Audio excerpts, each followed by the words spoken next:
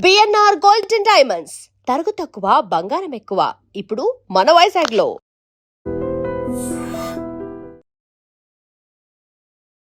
ఈ రాష్ట్రంలో జరుగుతున్నటువంటి పరిస్థితుల మీద కొంత మాకున్న భావనను షేర్ చేసుకొని తెలంగాణ రక్షణ సేన అధికారంలోకి వస్తే చేపట్టబోయే ఒక వినూత్నమైన మంచి పథకాన్ని కూడా ప్రజల ముందు ఉంచాలని ఇవాళ మీడియా సమావేశం ఏర్పాటు చేయడం జరిగింది. ప్రధానంగా నేను చెప్తూ వచ్చాను, ఆగస్టు 6 ప్రొఫెసర్ జయశంకర్ గారి జయంతి సందర్భంగా మేము ఒక సంకల్పం తీసుకోబోతా ఉన్నాం. ఆ సంకల్పం తర్వాత రాష్ట్ర రాజకీయాల్లో ఒక అనివార్యత ఏర్పడుతుంది. దాని తర్వాత రాష్ట్రంలో పరిస్థితులు మారుతాయని మేము పదే పదే చెప్తూ వచ్చాం. అనుకున్నట్టుగానే ఆగస్టు 6వ తేదీన సామాజిక సంకల్ప సభ, తెలంగాణలో సామాజిక న్యాయాన్ని సాధించాలనే సంకల్పాన్ని నాతో పాటు మా పార్టీ శ్రేణులందరం కూడా కలిసి తీసుకొని ఒక కొత్త ఆలోచనను ఈ రాష్ట్ర రాజకీయాల్లో మేము ప్రవేశపెట్టడం జరిగింది. ఆ తర్వాత వెంటనే మరి 31 నెలల్లో కూడా ఏనాడు తన నోటి నుండి సామాజిక న్యాయం అనే పదం కూడా ఉచ్చరించినటువంటి ముఖ్యమంత్రి గారు సడన్గా సామాజిక న్యాయం గురించి మాట్లాడడం మొదలుపెట్టినారు. మేము ఏదైతే అనివార్యతను క్రియేట్ చేస్తామని చెప్పామో, మేము సంధించినటువంటి ప్రశ్నలతోని మా ఆలోచనతోని అధికారంలో ఉన్నటువంటి పార్టీ దిగి వచ్చి ఇవాళ సామాజిక న్యాయం గురించి మాట్లాడే పరిస్థితి వచ్చింది. అయితే ప్రజలు దయచేసి ముఖ్యమంత్రి గారిని నమ్మొద్దు.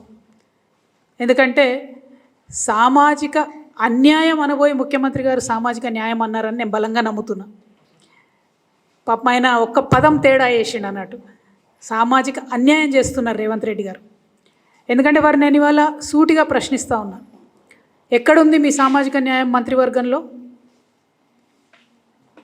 16 మంది మంత్రులు ఉంటే 3 బీసీలు ఉన్నారు. మరి 56% మంది బీసీలు ఉన్నారు ఈ రాష్ట్రంలో మీరు చెప్పిన లెక్కల ప్రకారమే. ఓకే, పోనీ మా దగ్గర 7 బీసీ ఎమ్మెల్యేలు ఉన్నారు, అందరికి మంత్రి పదవులు ఇవ్వలేము అంటారా? మరి ఎస్సీ ఎస్టీలు బాగా గెలిచారు కదా మీ దగ్గర, ఎవరు కేపబుల్ పర్సన్స్ లేరా? మరి మంత్రివర్గంలో స్థానం ఇవ్వగలిగే పొజిషన్లో ఉండి కూడా ఇవాళ మీరు ఏ మాట చెప్తే ఆ మాట అధిష్టానం వింటున్నటువంటి సందర్భంలో మీరు ఉండి కూడా బీసీలకు పెద్దపీట వేయలేదంటే సామాజిక న్యాయం ఉన్నదా మీ మంత్రివర్గంలో? 2 ఆడబిడ్డలను ఇచ్చినామని చెప్పి గొప్పగా చెప్పుకుంటున్నారు. మరి విజయశాంతి గారు లాంటి ఉద్యమకారులని పక్కన పెట్టి మంత్రివర్గంలో ఆమెకు స్థానం ఇవ్వకుండా ఎమ్మెల్సీని చేసి ఆమెను సైలెంట్ చేసి మరి మహిళలకు ఇచ్చినామంటున్నారు. 33% అవుతుందా? అది కనీసం 33%? 2 పీపుల్ అంటే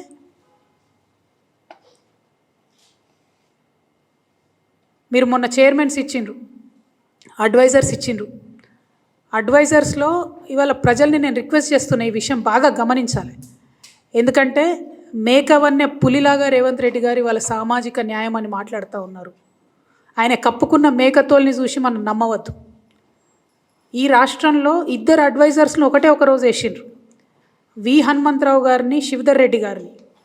ఆ 2 జీవోలు కూడా నేను పత్రికా మిత్రులకు ఇస్తాను, సోషల్ మీడియాలో పెడతాం మేము. వి హనుమంతరావు గారి సీనియారిటీ ఏంటిది, అది ఎందుకు తక్కువ, శివధర్ రెడ్డి గారిది వారి సర్వీసు మరి ఎందుకు ఎక్కువనో నాకు తెలియదు. కానీ వి హనుమంతరావు గారికి ఇచ్చిన జీతం ఎంత, శివధర్ రెడ్డి గారికి ఇచ్చిన జీతం ఎంత, ఆ జీవోలు చూడండి. వి హనుమంతరావు గారికి ఇచ్చిన ర్యాంక్ ఏంది, శివధర్ రెడ్డి గారికి ఇచ్చిన ర్యాంక్ ఏంది? కాంగ్రెస్ పార్టీలో రాజీవ్ గాంధీని పట్టుకొని అధికారంలో ఉన్నా లేకున్నా రాజీవ్ గాంధీ జయంతిని మేము చిన్నగా ఉన్నప్పటి నుంచి ఈ రాష్ట్రంలో చేస్తున్న ఏకైక వ్యక్తి బీసీ బిడ్డ వి హనుమంతరావు గారు. ఆయనను మీరు అడ్వైజర్ పోస్ట్ ఇచ్చిండ్రు. ఒకటే రోజు ఒక రెడ్డికి ఒక బీసీకి మీరు అధికారంలో ఉన్న మీరు జీవోలు ఇస్తే అంత వ్యత్యాసం ఎందుకు ఉంటుంది? ఆయనకు 2.5 లక్షల జీతము, ఇక వి హనుమంతరావు గారికి ఎంత జీతం నేను చెప్తే బాగుండదు, జీవో రిలీజ్ చేస్తాను నేను. ఎందుకు ఇంత వ్యత్యాసం? ఉందా సామాజిక న్యాయం? మీరు పెట్టినటువంటి అడ్వైజర్స్లో ఉందా సామాజిక న్యాయం? ఆర్టీఐ కమిషనర్స్ వేసిరండి, ఒక్క బీసీ లేడు మొత్తం ఆర్టీఐ కమిషనర్స్లో. ఉన్నట్టా సామాజిక న్యాయం? మళ్ళీ అదే ఆర్టీఐ కమిషనర్ గారి భార్య, ఆమెకు సినిమాలతో సంబంధం ఉండదు, ఆమెను చిత్రపురి కాలనీ అని ఒకటి ఉంటుంది, ఆడ ఇల్లులు కట్టి పేద సినీ కార్మికుల కోసం ఇస్తారు, దానిలో ఆమె మెంబర్ ఉంటుంది. ఆ చిత్రపురి కాలనీకి న్యాయం చేస్తా అని చెప్పి జూబ్లీ హిల్స్ ఎలక్షన్ సందర్భంలో ఊదరగొట్టిరు ముఖ్యమంత్రి గారు. 52 జడ్జిమెంట్లు ఉన్నాయి పాపం వాళ్ళకి, పేద సినీ కళాకారులకు ఇంతవరకు న్యాయం చేయలేదు. అంటే ఇటుపక్క అప్పర్ కాస్ట్ వాళ్ళే ఉంటారు ఆర్టీఐలో, పేద కళాకారుల పక్షాన కూడా వీళ్ళే ఉంటారు, సంబంధం లేనటువంటి వాళ్ళు. అంటే బేసిక్గా రేవంత్ రెడ్డి గారు చెప్పేది సామాజిక న్యాయం, కానీ పాటించేది ఆటవిక న్యాయం. అడవిలో ఏముంటుంది? ఎవరు బలవంతమైన జంతువు ఉంటే, ఎవరికి బాగా బలమున్న జంతువు ఉంటే మిగతా వీక్ ఉన్న జంతువుల్ని కొట్టి చంపేసి తినేస్తుంది. కానీ అట్లా ఉండకూడదు. మనం మనుషులము, మనకు బుద్ధి ఉంది, జ్ఞానం ఉంది, ప్రతి ఒక్కరు సమానంగా ఉండాలని చెప్పి ప్రపంచవ్యాప్తంగా చర్చ జరిగి ప్రజాస్వామ్యం పుట్టి అందరికీ ఒకే విలువ అని చెప్పి ఇవాళ మనం ఒక సొసైటీగా బతుకుతూ ఉన్నాం. మరి ఈ సొసైటీలో అందరం ఈక్వల్ అని చెప్పాలి కదా, దానికి సంబంధించిన స్టెప్స్ తీసుకోవాలి కదా గవర్నమెంట్. తీసుకోకుండా మాదే సామాజిక న్యాయం మాట్లాడితే కాదు, చేయాలి, చేతలలో చూపించాలి, చేతలలో చేసేటటువంటి పొజిషన్లు ఇవాళ రేవంత్ రెడ్డి గారు ఉన్నారు కాబట్టి మేము చాలా బలంగా అడుగుతూ ఉన్నాం. ఇంకొక గమ్మత్ ఏంటంటే ఈయన సామాజిక న్యాయం గురించి మాట్లాడతారు. అంతకుముందు బీసీలకు 20,000 కోట్లు ఇస్తామని చెప్పిండ్రు సంవత్సరానికి. నేను స్ట్రేట్గా అడుగుతా ఉన్నా, నంబర్స్తో సహా అడుగుతా ఉన్నా. 2024, 25, 26 బడ్జెట్లు కలిపి 5,96,122 కోట్ల రూపాయలు బడ్జెట్ పెడితే 56% ఉన్న బీసీలకు, మళ్ళీ వినాలి దయచేసి, 5,96,000 కోట్ల బడ్జెట్ పెడితే 56% ఉన్న బీసీలకు ఇచ్చింది ఎంత అంటే 2 ఏళ్లలో ఇంత, 1% కూడా ఇవ్వలే కనీసం బడ్జెట్. ఇది ఖర్చు పెట్టిన బడ్జెట్ నేను చెప్తున్నా. 5,500 కోట్ల రూపాయలు ఖర్చు పెట్టిరు 2 ఏళ్లలో, దాదాపు 6 లక్షల కోట్ల బడ్జెట్లో. బీసీల జనాభా ఉన్నదెంత, బీసీలకు ఇచ్చింది ఎంత? మరి సామాజిక న్యాయం రేవంత్ రెడ్డి గారి మాటలలో ఉన్నదెంత? దయచేసి అలా మనం గమనించుకోవాలి. మోసపోవద్దని చెప్తున్నది అందుకే ప్రజలకు నేను. పేరుకు సామాజిక న్యాయం కానీ చేతలలో సామాజిక న్యాయం ఎక్కడా కూడా లేదు. మహిళల గురించి మాట్లాడుతున్నారు రేవంత్ రెడ్డి గారు, నేను 2 మహిళలను ఇచ్చినా అని. గాంధీ భవన్లో ఎంతమంది మీ ఆడబిడ్డలు ధర్నా చేసిండ్రో తెలంగాణ ప్రజలందరూ కూడా చూసిండ్రు. మీ ప్రియాంక గాంధీ పోటీ చేస్తే కేరళలోనేమో అందరూ గెలిపించుకుంటారు. అదే మీనాక్షి నటరాజన్ని దగ్గరుండి ఓడగొట్టింది సీఎం గారు కాదండి? తెలియదా మనందరికీ? ఇది ఓపెన్ సీక్రెట్ కాదా? ఇదా మీ సామాజిక న్యాయం? ఇదా మహిళల పట్ల మీ తీరు? అదేవిధంగా దళితుల గురించి మాట్లాడితే డిప్యూటీ సీఎం అని యాదగిరి గుట్టలో మీరే కదా కింద మెట్టు మీద కూర్చోబెట్టిండ్రు.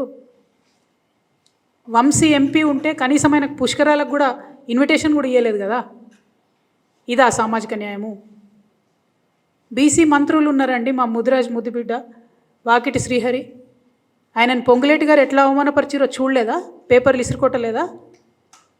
కొండా సురేఖ గారు మాట్లాడాలంటే అదే పొంగులేటి శ్రీనివాసరెడ్డి గారు మైక్ పక్కకు పెట్టి మాట్లాడింది చాలే అని లేచి వెళ్ళిపోతే మనందరం చూడలేదా? బాధపడలేదా మనం?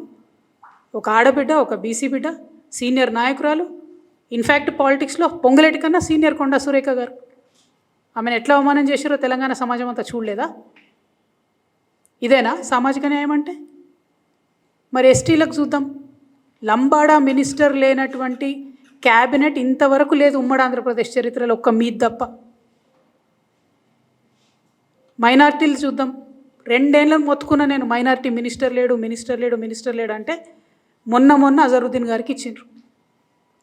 ఎస్సీకి కానీ ఎస్టీకి కానీ మైనార్టీలకు కానీ కేటాయించిన నిధులన్నిట్లో ఓన్లీ 40% స్పెండ్ చేస్తున్నారు.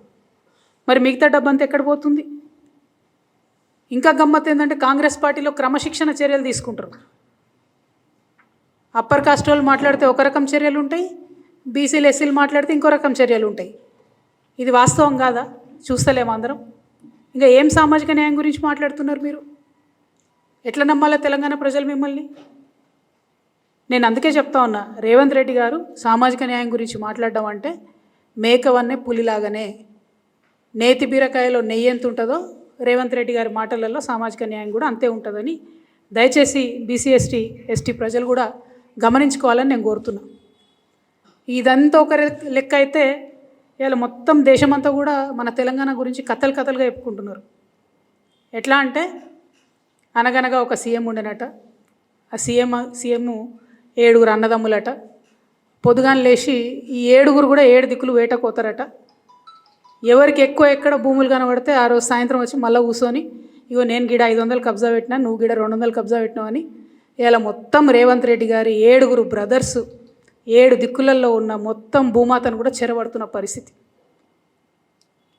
రేవంత్ రెడ్డి గారిని వారి యొక్క రౌడీ ముఠాని, ఈయనకు బాగా రియల్ ఎస్టేట్ తెలుసు, ఏదో రియల్ ఎస్టేట్ ఉద్ధరిస్తాడంటే పొద్దుగా లేచిన దగ్గర నుంచి భూమిని దొంగతనం చేయడం తప్పితే రేవంత్ రెడ్డి గారు చేస్తున్నది ఇంకోటి లేదు. పేదవాళ్ళ దగ్గర గుంజుకోవాలి, దాన్ని పెద్దవాళ్ళకి ఇవ్వాలి. అందుకే చెప్తా ఉన్నా, ఇది రేవంత్ రాక్షస రాజ్యం నడుస్తుంది తెలంగాణలో, RRR నడుస్తుంది తెలంగాణలో, RRR పాలన, రేవంత్ రాక్షస రాజ్యం నడుస్తుంది.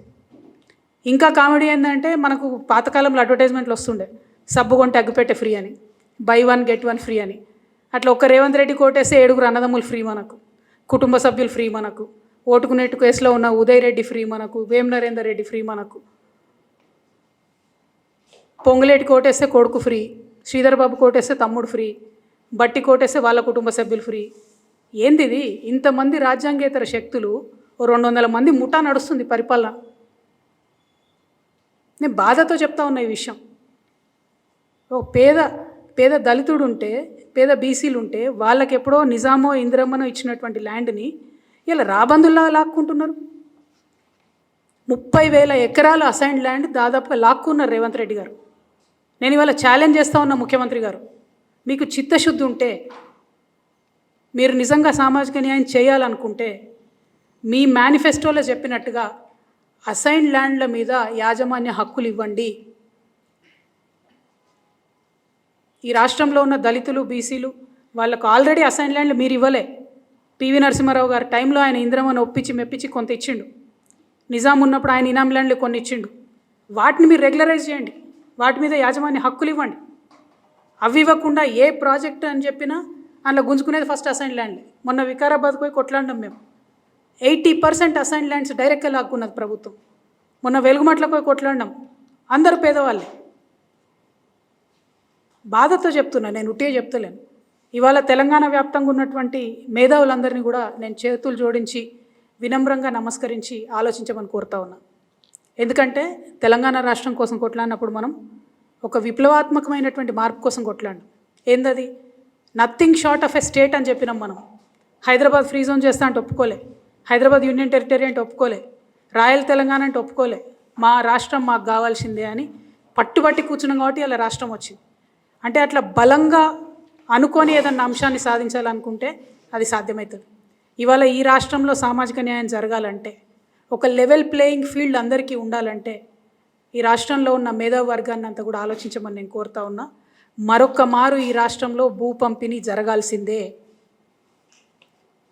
భూమి లేని ప్రతి పేద కుటుంబానికి భూమి దక్కాల్సిందే, దానికి ఇనిషియేటివ్ తీసుకోవాల్సిందే. నేను మరొక్క మారు మేధావి వర్గాన్ని అంతా కూడా వినమ్రంగా చేతులు జోడించి చెప్తా ఉన్నా.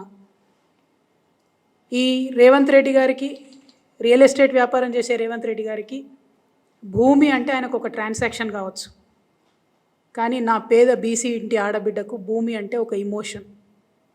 నా పేద దళితులకు భూమి అంటే ఒక ఇమోషన్. నా ఆదివాసీలకు భూమి అంటే పంచ ప్రాణం. వదిలిపెట్టి ఉండలేరు, అడవిని వదిలిపెట్టి, భూమిని వదిలిపెట్టి. ఆ విషయం అర్థమవుతలేదు రేవంత్ రెడ్డి గారికి. మానవత్వం అన్నది పరిపాలనలో లోపించింది. అందుకే నేను బలంగా నమ్ముతా ఉన్నా, భూమి పంపిణీ జరగాల్సిందే. తెలంగాణ రక్షణ సేన అధికారంలోకి వస్తే ఖచ్చితంగా భూమి లేని ప్రతి పేద ఇంటికి కూడా కుటుంబానికి 1 ఎకరం చొప్పున మేము భూలక్ష్మి పథకం పేరుతోని భూ పంపిణీ చేయడం జరుగుతుంది. I appeal to all the youngsters. We need to have a level playing field in the state. We need to have a level playing field. సమానమైనటువంటి భూమి క్రియేట్ చేసినాకనే కదా నువ్వు గేమ్ పెట్టాలి. ఫుట్బాల్ మ్యాచ్ ఆడుతున్నారు అనుకోండి, ముఖ్యమంత్రి గారికి ఫుట్బాల్ మ్యాచ్ బాగా తెలుసు కదా, అందుకే చెప్తున్నా. ఫుట్బాల్ మ్యాచ్ ఆడుతుంటే ఒక దిక్కు ఎత్తుండి ఒక దిక్కు వంపు ఉంటే ఎట్లా ఆడతారు ఆట? వంపులు ఉన్న ఏదో గోల్ కొట్టగలుగుతాడు. ఇవాళ పేదవాళ్ళ పరిస్థితి అదే కదా. అందుకే భూమి పంపిణీ జరగాల్సిందే. పేద బీసీలకు కానీ, ఎస్సీలకు కానీ, ఎస్టీలకు కానీ, అగ్రవర్ణాలు ఉండే పేదల్ని కూడా న్యాయం చేయగలిగే ఏకైక పార్టీ తెలంగాణ రక్షణ సేననే అవుతుంది.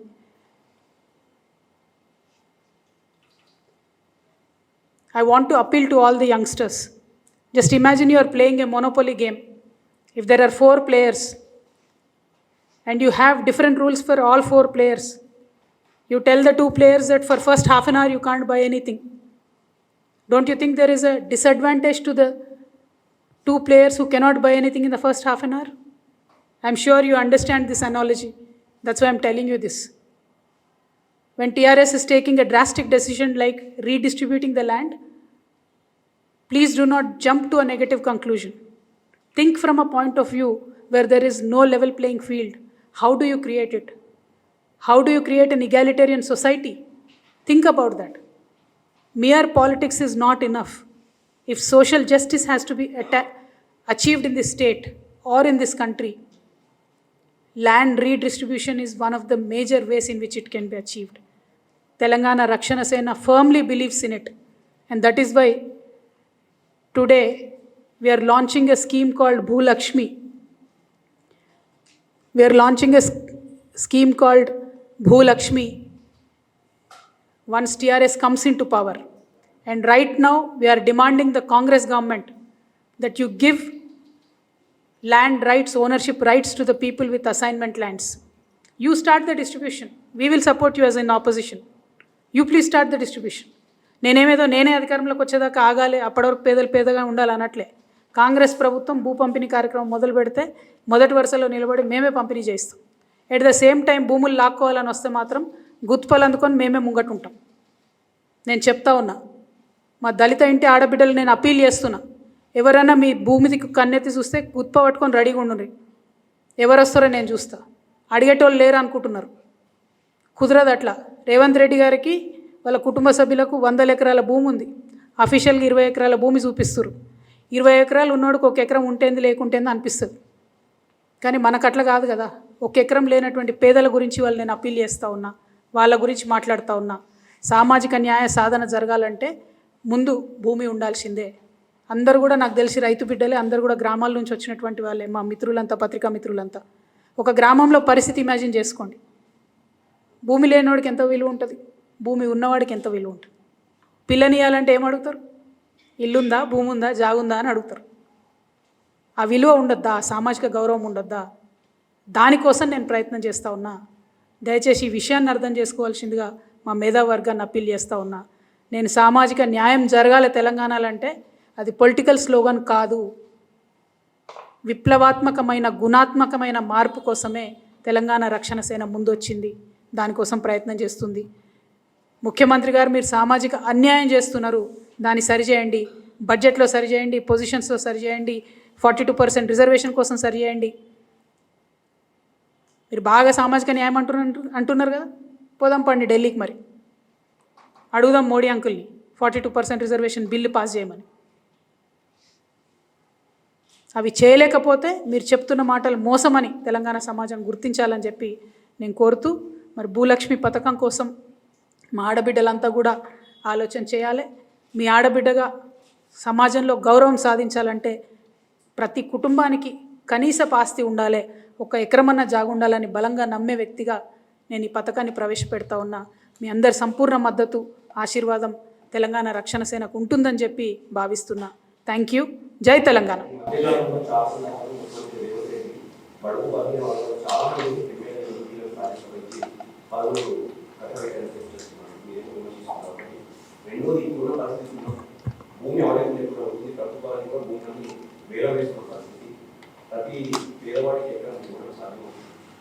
ఫస్ట్ థింగ్ అండి, రేవంత్ రెడ్డి గారు ఏమీ ఎస్సీ ఎస్టీ బీసీలను ముఖ్యమంత్రుల్ని ఎమ్మెల్యేలు చేయలేదు. అంబేద్కర్ గారు, పూలే గారు వాళ్ళు చేసిండ్రు. వాళ్ళు ఇచ్చినటువంటి స్ఫూర్తితోని, వారు ఇచ్చినటువంటి రాజ్యాంగ రక్షణలతోని ఎమ్మెల్యేస్ అవుతూ ఉన్నారు. 1. 2, భూమి ఉంది, మనసు లేదు. భూమి ఉంది, మనసు లేదు. పోయిన గవర్నమెంట్ కూడా ప్రయత్నం చేసింది. 13,000 ఎకరాలు ఇచ్చిన తర్వాత ఆపేయడం జరిగింది. నేనేమంటున్నా, ఇవాళ మనం ఫ్రాంక్గా ఆలోచిస్తే, సిన్సియర్గా, సీరియస్గా ఆలోచిస్తే, సీడ్ కంపెనీస్ ఉన్నాయండి. సీడ్ కంపెనీస్కు 1000 ఎకరాల భూమి ఉంది తెలంగాణలో. అనేక మందికి కుటుంబ సభ్యుల పేరుతోనో, కంపెనీల పేరుతోనో 1000 ఎకరాలు ఉన్నాయి భూమి. Government itself owns more than 60-70 lakh acres of land in Telangana. Nizam ఇచ్చిన సర్ఫెకాస్ భూములు కావచ్చు, భూదాన్ భూములు కావచ్చు, ఎక్కడ పోయినాయి? ఇప్పటి వరకు కూడా 1.96 lakhs భూమి ఉంటే 1,00,000 ఎకరాలు ఎక్కడ పోయిందో ఎవరికి తెలియదు. 96,000 ఎకరాలకు ఇంతవరకు లెక్కలేదు. దాదాపు 2 లక్షల కుటుంబాలకు డైరెక్ట్గా ఎకరం ఇస్తే సరిపోతుంది కదా. అవే భూమి ఉంది, చాలా అన్యాక్రాంతం అయిపోయింది, అన్యాయంగా వేరే వేరే వాళ్ళ చేతులలో ఉన్నది. దాన్ని తీసుకొని పేదలకు ఇవ్వాలనేది నేను బలంగా నమ్ముతా ఉన్నా.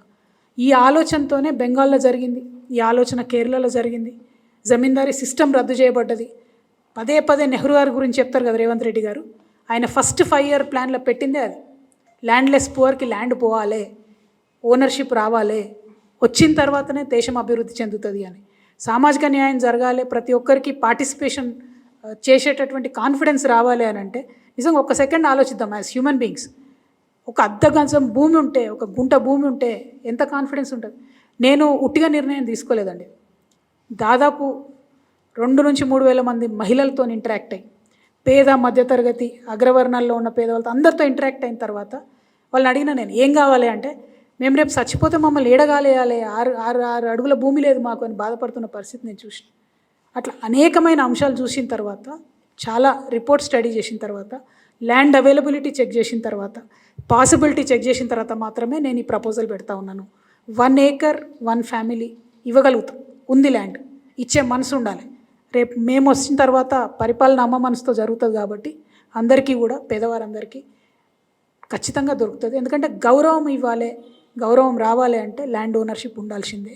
అది ఇవ్వాలటి కూడా మనకు నచ్చినా నచ్చపోయినా భూమి లేనో తీరు చూస్తారు, భూమి ఉన్నో తీరు చూస్తారు.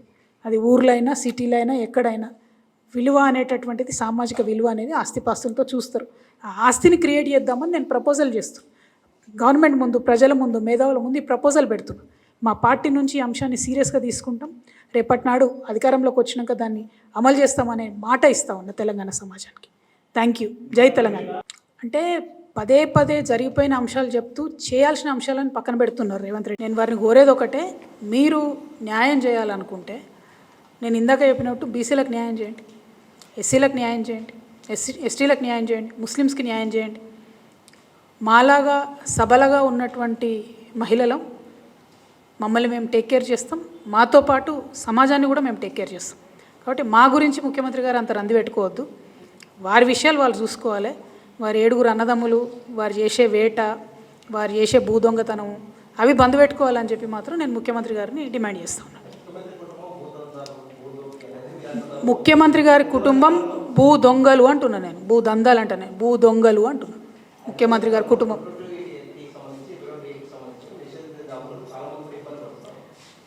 అంటే టెక్నాలజీ వచ్చిన తర్వాత, ధరణి వచ్చిన తర్వాత భూమిలో ఉండేటటువంటి లిటిగేషన్ని తగ్గిస్తామనేటటువంటి ఒక ఆలోచనతో వచ్చింది.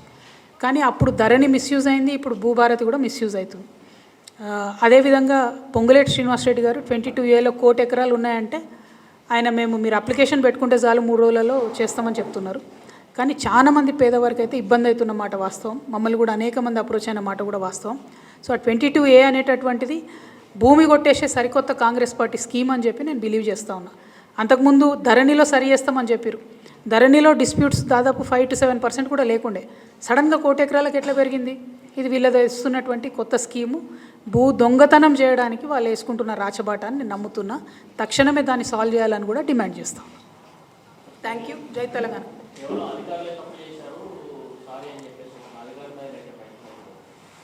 ఏదైనా అధికారులనే బలి చేస్తారు కదండి. పాలసీ డెసిషన్ తీసుకునేటటువంటి ధైర్యం లేని రాజకీయ నాయకత్వం ఉన్నప్పుడు, నిర్ణయం తీసుకున్నప్పుడు తప్పైతే ఒప్పుకోవాలి. తప్పైంది, అవును భయ్ తప్పైంది, మాతోని క్షమించమని అడగాలి. మధ్యలో అధికారులు తప్పు చేసారంటే, కంప్యూటర్ తప్పు చేసిందంటే కాదు కదా. కంప్యూటర్ నడిపిస్తాడు ఒకడు ఉంటాడు కదా వెనకాల. ఆ పాలసీ చేసింది వీళ్ళే కదా 22Aలో పెట్టాలని. సడన్గా ఎందుకు పెరుగుతుంది? 1 కోటి ఎకరాలు సడన్గా ఎందుకు పోతుంది? డెఫినెట్గా భూ దొంగతనం చేయడానికి ఇది ఒక స్కీమ్ వేస్తున్నారు కాంగ్రెస్ నాయకులు తప్ప ఇంకోటి కాదు. Thank you. జై తెలంగాణ.